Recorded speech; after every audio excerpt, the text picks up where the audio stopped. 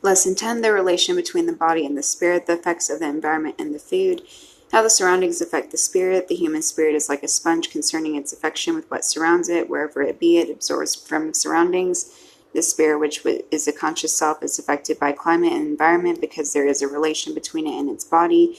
Anything reflects on the body from surroundings reflects directly on the spirit. It is noticeable that people of mountains have natures different from those of shores and islands, so is it with the people of cold ice countries and those of hot orbital ones. Their natures are not alike. Consequently, this affectivity includes the common kinds of food of each country. For example, people of China who depend on rice as a main meal in their food have characters and appearance unseen in other countries. The same case applies to those whose food depends mainly on fish and meat, and those vegetarians who depend on the land's productions more than the animals' ones. Thus there is a great secret and a deep godly wisdom beyond banning the flesh of swine. The precious spirit of man is but a trust between his hands. He has to lead it to its provider by faith so as to be colored with a stain of God's perfection, and he has a better stain than Allah's. Thereupon it will do nothing other than charity, which leads it to enjoy the paradises in the life to come. The Almighty wishes only happiness for his creatures. He keeps caring of this man at all times, trying to make him follow the right path which leads to his bliss.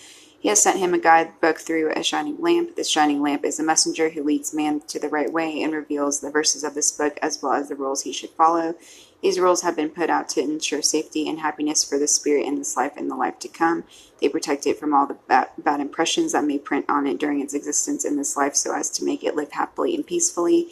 The Almighty Allah has forbidden us the flesh of swine because of the bad body qualities the swine has. These qualities make man lose his good and become deprived of the disposition of perfection God disposed people upon.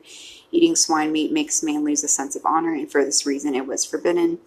One of the swine's natures is that it does not display any zeal for its female. It completely differs from other animals that show protection and care for their females, like the rooster. The meat of swine has been forbidden in order to protect man from attaining this dissolute character when it becomes digested and assimilated in his body. Thus the laws which lead to the everlasting bliss will be wasted for only deadly yearning followed by nothing other than pain, and consequently the lineages will get all mixed up. Since man's spirit exists inside his body, so it is affected by the taking compounds of swine meat source. It combines with its body and acquires impressions of the swine's body, which is resulting from the same combination between the swine's body and its spirit. This reflection makes man lose a sense of honor and zeal. He will not show concern for the honor of his wife nor that of his daughters or his sons. The high moral qualities of man will be replaced by the bad material ones, and there will be no difference between licit and illicit, so that corruption will prevail in all society. There, the noble relationships among people and society will be disconnected, and the society will gradually decline until it falls down. All that happens when eating the meat of swine, therefore, it has been forbidden. It was reported in the noble hadith that God's messenger had said, "A cuckold man never smells paradise," and in another hadith, "A cuckold is that who consents adultery to his family. It is he who does not protect his family's honor jealously, nor does he show any care for their unchastity." Here are two stories that reveal this fact. One believer has raised one of the local roosters, which are marked by the great ardor for their females, the hens. They may fight each other to protect them. Out of his love to the religion and wishing to ascertain the wisdom behind banning the meat of swine, this man set cutting the flesh of swine into pieces as small as the grain of barley. He put them within the reach of this rooster, which was separated from the hens only when eating, and he kept feeding it to those pieces for a few days. After that, he noticed that the rooster began to show no care for any strange rooster that approached its female. Also, Imam Muhammad Abdah proved this matter during one of his travels to France. Some people asked him about the wisdom of banning the flesh of swine in Islamic legislation, so he made them bring a ram and an ewe and put them alone in a room for a period of time until they had sexual relation. Then he let another ram enter the room. The strange ram tried to approach the ewe, but it could not because the first one battled it with it to protect its female. Al-Imam did the same test with the male swine, which entered to make sexual intercourse with the female of another male.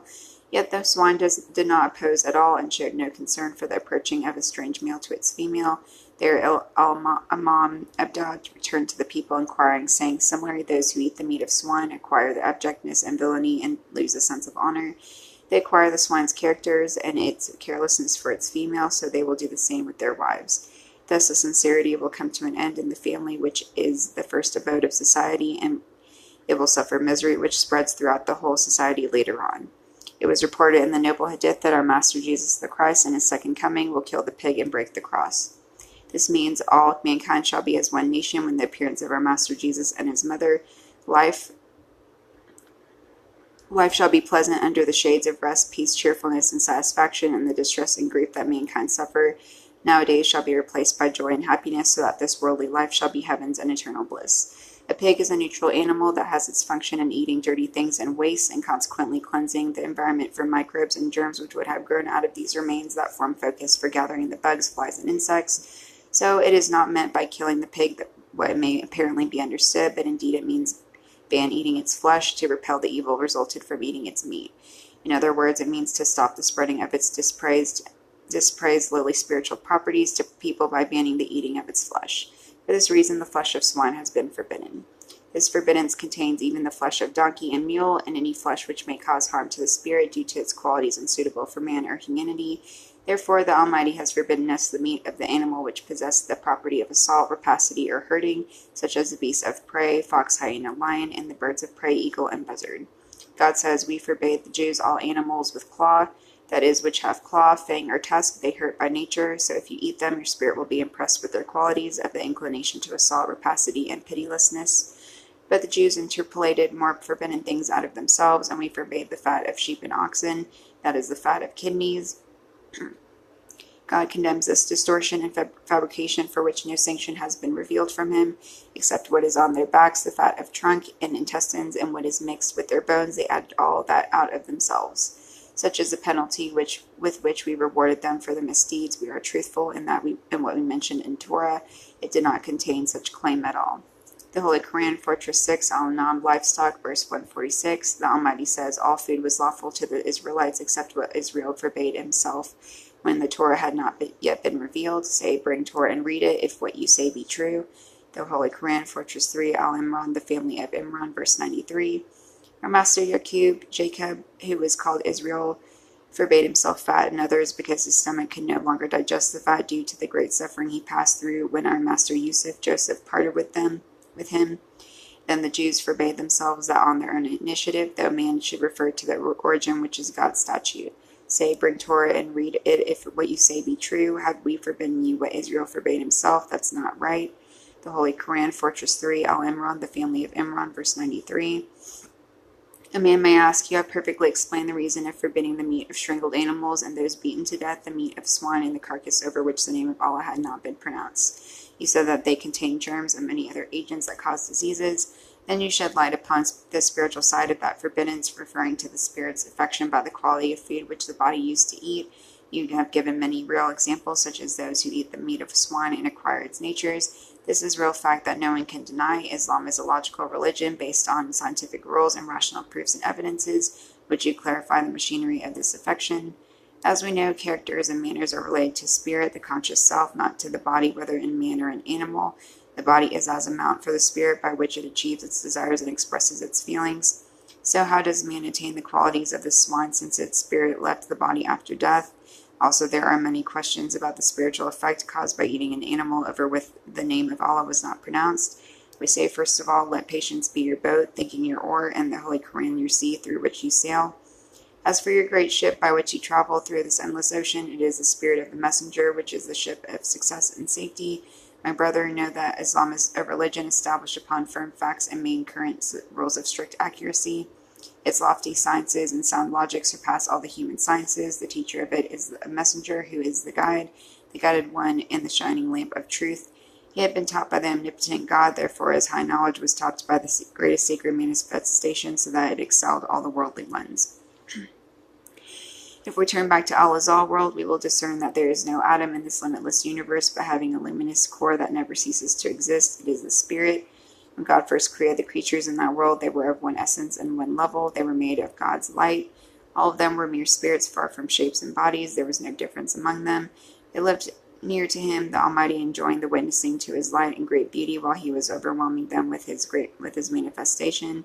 Then God offered the trust to all the spirits in that world, but all creatures retreated and were afraid of proceeding to carry it, for carrying the trust is a great exam, and it may be followed by failure, which entails misery and pain, even if good and happiness will result from it. God says, we offered the trust to the heavens, earth, and mountains, and to all the creatures they contain, from the tiny particle to the large galaxies, and they refused to bear it, for they feared it, man bore it. For this reason, all what is in this universe has been employed for your service. You are the honored and charged creature because you accepted to bear the trust, saying, O my provider, it is mine. The Holy Quran, Fortress 33, Al-Azab, the Combined Clans, verse 72. All spirits have withdrawn, but they asked to be subjected to you through functions they perform to serve you. Some of them chose to be animals, so the Almighty fulfilled their request. Others wanted to be stars, heaven solids, or plants for your food. Thus God, glory to him, subjugated all these creatures for our sake. Man's body is also a junction of unnumbered spirits, which God materialized and gave shapes.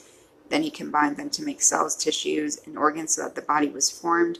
So is it with the animal which asked to be subjected to you. Its body is composed of other spirits shaped to be atoms. These spirits chose to be a body for this animal so as to serve you too.